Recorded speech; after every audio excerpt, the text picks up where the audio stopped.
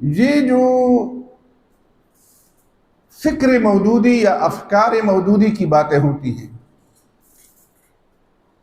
اس کے میں سمجھتا ہوں کہ دو پہلو ہیں۔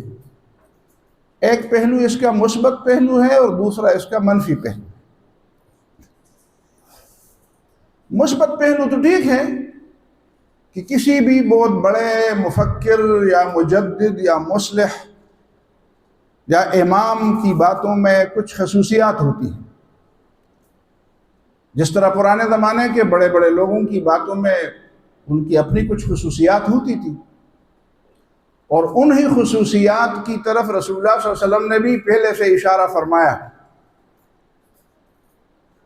یہ جو حدیث ہے، رسول اللہ صلی اللہ علیہ وسلم نے جو فرمایا کہ ان اللہ تعالی لا يقبض العلم انتزاعا ينتزعه من قلوب الناس ولكن يقبض العلم بقبض العلماء۔ اب اس کو میں نہیں سمجھتا کہ کیسے آپ اس کو سمجھتے ہیں پہلے سے، اس حدیث کے مفہوم کو آپ نے کیسے سمجھا ہے۔ میں جو بات کہنا چاہتا ہوں وہ یہ ہے کہ ایک عالم کے اٹھ جانے سے کیسے علم اٹھ جائے گا؟ علماء تو موجود ہوتے ہیں، لیکن جو اصل بات جس کی طرف میں سمجھتا ہوں کہ رسول اللہ صلی اللہ علیہ وسلم کا اشارہ ہے وہ یہی خصوصیات کی بات ہے کہ جو علم کتابوں کے اندر ہے، تفسیروں کے اندر ہے، حدیث کی کتابوں، فقہ کی کتابوں کے اندر ہے، وہ تو ہر ایک پڑھ لیتا ہے، لیکن اس علم کے تقاضوں کو پورا کرنے کے لیے اور اس علم کے راستے پر جانے کے لیے اور قربانی دینے کے اسی نتیجے میں اللہ تعالیٰ ہر شخص کو کچھ خاص چیزیں دیتا ہے، ہر عالم کو اللہ تعالیٰ کچھ خاص چیزیں دے دیتا ہے، جس کی طرف قرآن نے بھی اشارہ کیا ہے۔ بل هو آیات بینات فی صدور الذین اوتوا العلم۔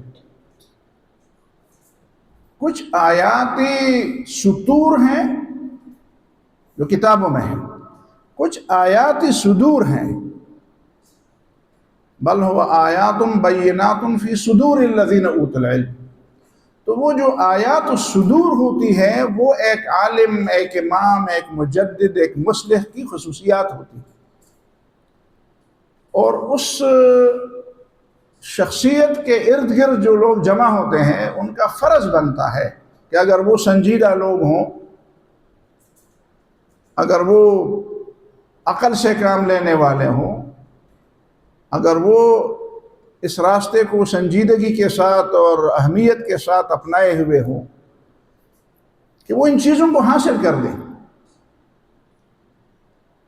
وہ الاشباح والنظائر کے آخر میں جو ابن نجیم کی ہے، اس میں امام ابو حنیفہ اور امام ابو یوسف کے حوالے سے جو چیزیں ہیں شاید آپ نے پڑھی ہوں گی۔ امام ابو یوسف کے حوالے سے جو اس میں لکھا ہوا ہے کہ ما جاء بک الا مسألۃ القصار۔ وہ دھوبی کو کپڑے دینے کے بعد جب دھوبی نے اس سے انکار کر دیا کہ تم نے مجھے کپڑے نہیں دیے، تو آیا ان کپڑوں کی دھلائی جو ہے اس کی قیمت اسے دینی پڑے گی کہ نہیں پڑے گی؟ امام ابو حنیفہ نے امام ابو یوسف سے سوال پوچھا کسی ذریعے سے، جب وہ ان کے درس میں نہیں آنا چاہتے تھے۔ وہ قصہ آپ نے پڑھا ہوگا، بیمار ہوئے تھے، امام ابو حنیفہ ان کی بیمار کرسی کے لیے گئے، اور اس وقت ایک جملہ فرمایا کہ اگر امام ابو یوسف کو کچھ ہو گیا تو علم کا بہت بڑا حصہ ضائع ہو جائے گا۔ دیکھیں امام ابو حنیفہ یہ کہنا چاہتے ہیں، اسی بات کو سمجھتے ہیں، وہ سمجھاتے ہیں کہ اگر امام ابو یوسف کو کچھ ہو گیا تو علم کا بہت بڑا حصہ ضائع ہو جائے گا۔ تو امام ابو یوسف نے ذہن میں کہا ہوگا کہ بھئی مطلب پیر کامل ہو گیا ہے تو پھر ٹھیک ہے، اپنے لیے بھی کوئی مدرسہ کھولنا چاہیے، کچھ لوگوں کو اپنے ارد گرد بھی جمع کرنا چاہیے۔ تو انہوں نے ایسا کیا۔ جب وہ صحت یاب ہوئے تو امام ابو حنیفہ رحمہ اللہ نے پوچھا کہ وہ کیا ہوا امام ابو یوسف کا؟ تو کہا گیا کہ وہ تو ٹھیک ٹھاک ہو گئے ہیں، صحت یاب ہو گئے ہیں، اور انہوں نے اب الگ اپنا ایک حلقہ درس بنا لیا ہے۔ تو امام ابو حنیفہ نے ایک آدمی کو بلا کر ان کو سمجھایا کہ جا کر یہ مسئلے، ان سے 3 مسئلے تھے، ان میں 2 مسئلے بیان کروں گا، وہ تیسرا اتنا بڑا اہم نہیں۔ تو یہ ایک مسئلہ قصار ہے۔ زید نے دھوبی کو کپڑے دیے، میرے لیے دھو لے۔ کل وہ آیا تو دھوبی نے کہا تم نے مجھے کپڑے نہیں دیے۔ پھر بعد میں کسی طریقے سے وہ راضی ہوا، یا عدالت کے خوف سے یا ویسے راضی ہوا۔ اب اس نے جو کپڑے دھوئے اس کے پیسے اس کے ذمے بنتے ہیں، جو کپڑوں والا ہے۔ اس نے کہا ہاں بنتے ہیں۔ اس نے دھوبی کو دے دیے، اس نے دھوئے تو دھونے کے پیسے دے دیے۔ اس نے کہا غلط۔ اس نے کہا نہیں بنتے، کہتے غلط۔ اس نے کہا دینے بھی غلط، نہ دینا بھی غلط، اس کا کیا مطلب ہے؟ پھر ایک دوسرا مسئلہ سمجھایا کہ بتاؤ نماز فرض سے شروع ہوتی ہے یا سنت سے؟ تو امام ابو یوسف نے کہا کہ فرض سے شروع، کہتے غلط۔ کہتے سنت سے شروع، کہتے غلط۔ میں نے کہا بھائی بتاؤ کیا سے ہوتی ہے؟ میں نے کہا دیکھو نماز فرض اور سنت جمع کر کے شروع ہوتی ہے۔ تکبیر تحریمہ اور ہاتھ اٹھانا، تکبیر تحریمہ فرض ہے اور ہاتھ اٹھانا سنت ہے، دونوں کو بیک وقت نماز کے شروع میں۔ یہ نہیں ہوتا کہ پہلے تکبیر پڑھ لو پھر ہاتھ اٹھاؤ، پہلے ہاتھ اٹھاؤ پھر بعد میں تکبیر کر لو، دونوں ساتھ ہونے چاہیے۔ فرض اور سنت دونوں سے شروع ہوتی ہے نماز۔ اور دھوبی والے کپڑے کے بارے میں بتایا کہ دیکھو اس دھوبی نے انکار کب کیا تھا؟ جب اس نے کپڑے دھوئے تھے یا اس کے بعد؟ دھوبی نے اس کے کپڑے غصب کیے، غصب کرنے سے پہلے دھوئے تھے تو اس کے لیے دھوئے تھے، غصب کرنے کے بعد دھوئے تو اپنے لیے دھوئے، تو اپنے لیے دھوئے تو میں کیوں پیسے دوں؟ میرے لیے دھوئے غصب سے کرنے سے پہلے تو میں پیسے دوں۔ غصب کر کے دھوئے تو اپنے لیے دھوئے نا، میرے لیے تو نہیں دھوئے، تو میں پیسے کیوں دوں؟ تو دوسرے دن امام ابو یوسف خراما امام ابو حنیفہ کے درس میں تشریف لے آئے، تو امام ابو حنیفہ نے دیکھ کر فرمایا کہ ما جاء بک الا مسألۃ القصار۔ دیکھو نا وہ دھوبی والے معاملے میں تم الجھ گئے تھے، پتہ نہیں تھا تو ابھی آ گئے تھے۔ اس کا مطلب یہ ہے کہ اپنے استاد کے ساتھ، اپنے شیخ کے ساتھ ملازمت الشیوخ، ملازمت الشیوخ کا یہی مطلب ہے۔ ٹھیک ہے اپنے طور پر تم بھی مرجع بنو، لیکن اپنے شیوخ کے ساتھ آپ کا ہونا چاہیے نا۔ جب تک وہ زندہ ہے تو ان کے علم سے آپ فیضیاب ہوں۔ یہ خصوصیات میں تو مولانا مودودی رحمہ اللہ کے بھی اسی طرح کے خصوصیات ہیں۔ اسی کو اگر آپ فکر مودودی یا افکار مودودی کہیں تو پھر تو بات ٹھیک ہے۔ لیکن دوسرا جو پہلو میں سمجھتا ہوں کہ لوگ ایک دوسرے انداز سے اس کو بیان کرتے ہیں، وہ ایک سوئی چھپانا چاہتے ہیں، سمجھیں؟ وہ یہ ہے کہ یہ چیزیں بس مودودی کی اپنی فکر ہے، امام مودودی کی فکر، کوئی قرآن و سنت کی بات نہیں ہے۔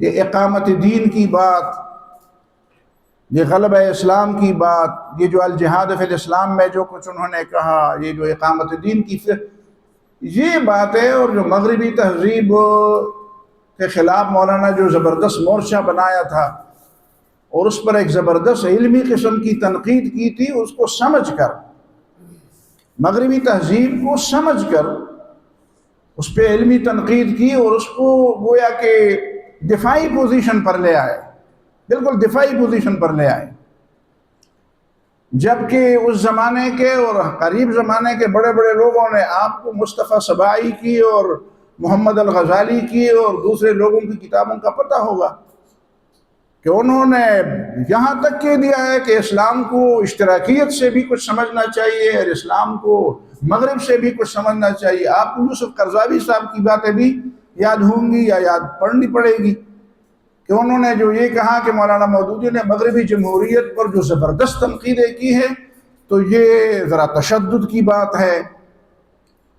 تشدد کی بات اسی لیے ہے کہ مغربی جمہوریت تو اچھی چیز ہے، اس میں تو بڑی اچھائیاں بھی ہیں، اس بیچارے کو تو اس کا تجربہ نہیں تھا، نہ اس کا میں یہ نہیں کہتا، ہم سے بڑے عالم تھے، لیکن یہ کہنا کہ مغربی جمہوریت کے اندر، اب ان کے یہ الفاظ ہیں، وہ کہتے ہیں کہ بھئی مولانا مودودی کہتے ہیں کہ اس مغربی جمہوریت میں حاکمیت جمہور کی ہوتی ہے، جبکہ حاکمیت اسلام کے اندر اللہ تعالیٰ کی ہے، تو یہ دونوں حاکمیتیں ٹکراتی ہے جمہوریت کے اندر۔ تو کہتے ہیں کہ نہیں، جب مسلمانوں کا معاشرہ ہو تو یہ حاکمیت نہیں ٹکرائے گی، مسلمانوں کے معاشرے میں حاکمیت اللہ تعالیٰ کی ہوگی۔ کیسے ہوگی؟ کوئی مثال پیش کرو نا، کہاں پہ ہوتی ہے؟ تمہارے مصر میں ہے کہیں حاکمیت اللہ تعالیٰ کی تسلیم کی گئی ہے؟ اور جہاں پہ تسلیم کی گئی ہے اس کی عملی شکل کہاں ہے؟ تو میں سمجھتا ہوں کہ لوگ اس طرح کی چیزوں کو، جب یہی ماحول ہو، جب اتنے بڑے لوگ، اور میں تو بر صغیر کے علماء کا نام نہیں لینا چاہتا اس لیے کہ یہاں پہ تو کسی نے مثبت کام نہیں کیا ہے، صاف بات میں کہہ دوں، آپ ذرا دل کو تھام کر سنیں، یا تو سوائے اس کے کہ تنقید پر تنقید ہے، یا مدرسے کے خاص ماحول کے اندر قیل قلنا ہے، باقی تو خیر خیریت ہے، سدم تشند ہے، ہمارا بنے خوش ہے، باقی تو کچھ بھی نہیں ہے۔ تو جنہوں نے فکری طور پر کام کیا ہے وہ یہی لوگ تھے، اور انہوں نے یہی کام کیا۔ تو وہ مولانا مودودی کے کام کو مولانا مودودی ہی کے کاتے میں اس طرح ڈالتے ہیں کہ نہیں، بس یہ مولانا کا اپنے استنباطات ہے اور ان کی اپنی رائے ہے، اور یہ کوئی نہ اقامت دین۔ ابھی اس ہمارے ملک کے اندر ایک صاحب، عجیب عجیب لوگ ہیں نا، یعنی ایک صاحب یہاں تک کہہ چکے ہیں کہ بھئی یہ لوگ اقامت دین کے بارے میں اتنے زبردست دائی بن رہے ہیں، جبکہ اقامت دین کا صرف ایک آیت میں ذکر ہے۔ اب یہ اللہ کا خوف اگر ہو تو کوئی ایسی بات کہہ سکتا ہے؟ اگر ایک دفعہ ذکر ہے تو اس کا مطلب ہے کہ جہاں پہ ایک دفعہ ذکر ہو تو وہ لایانی قسم کی اور غیر اہم قسم کی بات ہے۔ ایک آیت سے انکار کوئی بڑی بات نہیں ہے، بس ایک اقیم الدین۔ جبکہ میرا دعویٰ یہ ہے، اور میں بار بار یہ، اور میں اپنے دور تفسیر میں یہ ثابت بھی کر چکا ہوں ڈنکے کی چوٹ پر، کہ قرآن مجید کا کوئی ایسا صفحہ مجھے نہیں معلوم جہاں پہ اقامت دین کی بات نہ ہو۔ علمہ من علمہ و جہلہ من جہلہ، کوئی نہیں جانتا تو مجھے اس سے وہ نہیں ہے، میرے ذمہ جواب نہیں۔ جواب کوئی جاننا چاہتا ہے تو آ کے ہمارے دور تفسیر کو پڑھ لے، کہ میں کیسے، میں کہ چاہتا نہیں، اور اسی طرح کہ وہ خامخواہ سینہ زوری کی باتیں نہیں کرتا۔ میں علی بصیرتن کہتا ہوں کہ کوئی ایسا صفحہ قرآن مجید کے اندر موجود نہیں ہے جس کے اندر اقامت دین کی بات نہ ہو۔